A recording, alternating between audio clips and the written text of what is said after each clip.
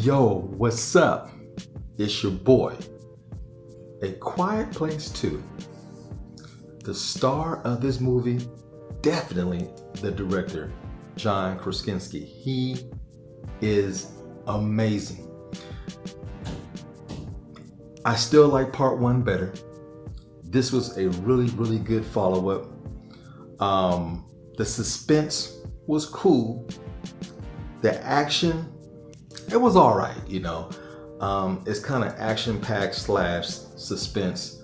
And when you kind of muddle the two together, it makes it a whole different type of film. One was just a breath of fresh air, something new, something different.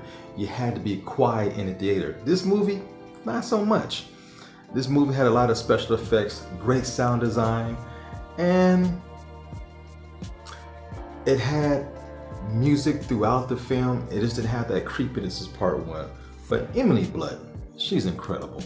The kids are incredible, especially the daughter. She had a great arc. The young boy had a great arc. The funny thing about the boy, you know, boys grow really fast. This movie takes place immediately after part one. Well, when you see him, he's like a foot taller. It's seconds later, or moments later than part one, but he's like a foot taller and everything because the movie was filmed a year later. That's the only glaring aspect, but other than that, great cast, great setup. I like the atmosphere of this film. But again, when I was watching this film, I'm paying attention to the camera work, the angles, how he holds a shot, how he pans and dollies. John is a really good director. And like I said, to me, he's the star of this film. Everybody did their part. Without his direction, you know, this movie really didn't need a sequel. This movie didn't have to be made. One was so good and so original, it didn't need a sequel, but I'm not disappointed. Now, I will say this. This is the problem I have with Hollywood.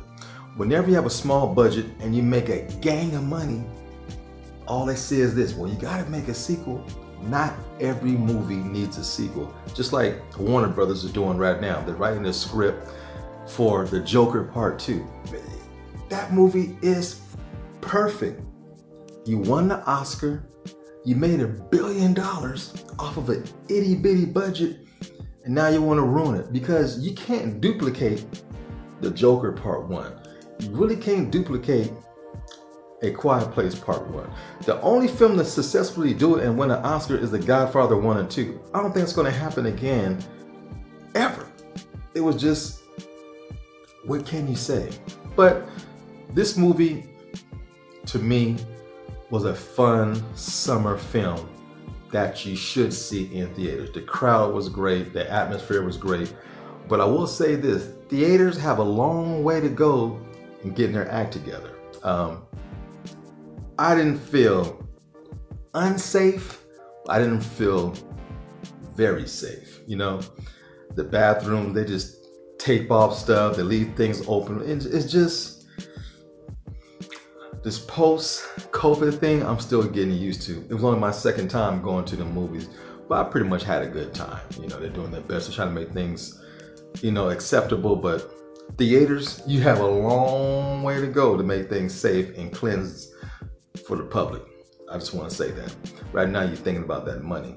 But The Quiet Place Part 2, I enjoyed it. The suspense was really good. There's a train scene that had me on edge the whole time. This whole train scene, when you see that, when you finally see that part. The intro was captivating, but you see a lot of the intro in the trailer and, you know, clips of the film. You pretty much know how the beginning goes, but it's cool.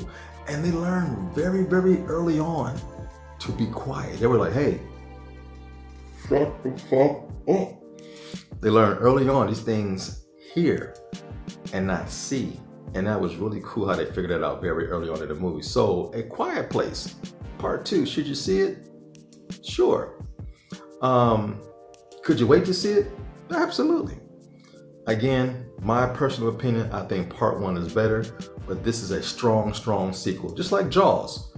Jaws 1 is untouchable, but Jaws 2 was pretty damn good. Until the next time, be sure to like, share, subscribe, and tell all your friends, and more importantly, Leave your comments down below. Peace.